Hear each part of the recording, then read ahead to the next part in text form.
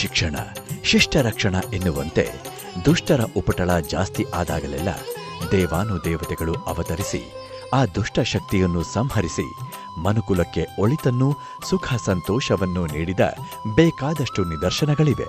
ಅಂತಹ ಒಂದು ನಿದರ್ಶನಕ್ಕೆ ಸಾಕ್ಷಿಯಾಗಿದೆ ಮಂಡ್ಯ ಜಿಲ್ಲೆಯ ಪಾಂಡವಪುರ ತಾಲೂಕಿನ ಸಮೀಪದಲ್ಲಿರುವ ಆದಿಶಕ್ತಿ ಡಿಂಕದಮ್ಮ ದೇವಾಲಯ.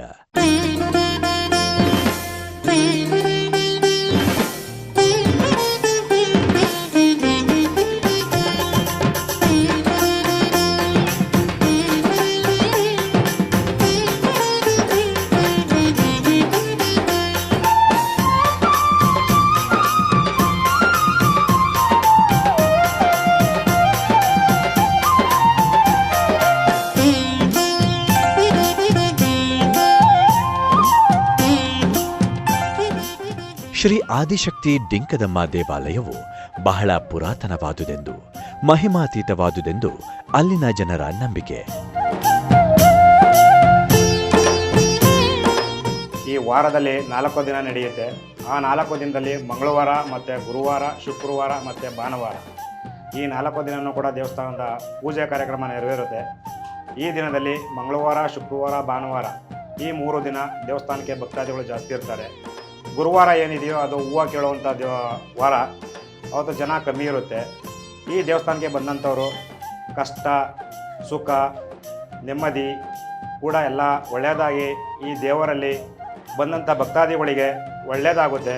ಈ ದೇವಿಗೆ ಬಂದಂಥ ಭಕ್ತಾದಿಗಳು ಸೀರೆ, ರವಿಕೆ ಮತ್ತು ತಾಲಿ ಇತ್ಯಾದಿಗಳನ್ನು ತಂದು ಕೊಡ್ತಾರೆ. ಅರಕೆ ರೀತಿ ತಂದು ಕೊಡ್ತಾರೆ. ಈ ನಮ್ಮ ಮಹಾತಾಯಿಗೆ ಹಾಲು ಅನ್ನ ಮತ್ತು ಮೊಸರು ಅನ್ನ, ಬೆಲ್ಲನ ತಳಗಿಯಾಗಿ ಕೊಡ್ತೀವಿ. ಈ ಕುರಿ ಕೋಳಿ ಮೇಕೆ ಏನಿದೆಯೋ ಈ ನಮ್ಮ ರಾಕ್ಷಸನು ಸಂಹಾರಕ್ಕಾಗಿ ಕೊಡ್ತಾ ಇದ್ದೀವಿ. ಕುಂಕುಮವ ಹಣೆಗಿರಿಸಿ ಕುಲವನ್ನು ಕಾಯಿ ಎನ್ನಿರಿ, ಅರಿಶಿಣವನ್ನು ಹಚ್ಚುತ್ತಲೀ ಹರುಷವ ನೀಡು ಎನ್ನಿರಿ. ರೋಗ ರುಜಿನವ ಕಳೆಯುವಳು, ಮಾಟ ಮಂತ್ರವ ತಡೆಯುವಳು. ರೋಗ ರುಜಿನವ ಕಳೆಯುವಳು, ಮಾಟ ಮಂತ್ರವ ತಡೆಯುವಳು. ಭಕ್ತರ ಅನುದಿನ ಕಾಯುವಳು. ಈ ದೇವರ ಮಹಿಮೆ ಏನಪ್ಪ ಅಂದರೆ, ಈ ತಾಯಿ ಕೊಡಗಿನವಳು ಮೂಲತಃ. ಅವಳು ಇಲ್ಲಿ ಡಿಂಬಕಾಸುರನೆಂಬ ರಾಕ್ಷಸ ವಾಸವಾಗಿ ಬಿಟ್ಟಿದ್ದ.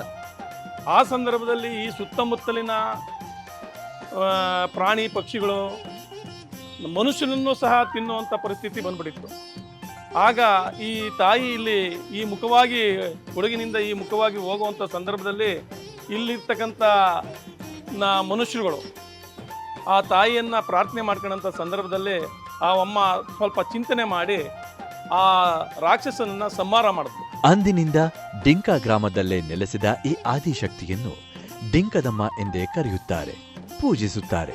ಇಲ್ಲಿನ ಗ್ರಾಮಸ್ಥರು ಶಕ್ತಿ ದೇವತೆಯಾದ ಈ ಡಿಂಕದಮ್ಮನಿಗೆ ಆರಂಭದಲ್ಲಿ ತೆಂಗಿನ ಚಿಪ್ಪಿನಿಂದ ದೀಪ ಹಚ್ಚುತ್ತಿದ್ದರು.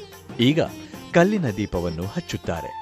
ದುಷ್ಟ ರಾಕ್ಷಸ ಡಿಂಬಕಾಸುರನನ್ನ ದೇವಿ ತನ್ನ ಕಾಲಿನಿಂದ ಮೆಟ್ಟು ಕೊಂದು ಹಾಕುತ್ತಾಳೆ. ಅದರ ನೆನಪಾಗಿಯೇ ದೇವಿಯ ಪಾದದ ಬಳಿ ರಕ್ಕಸನ ಮೂರ್ತಿಯಿದೆ.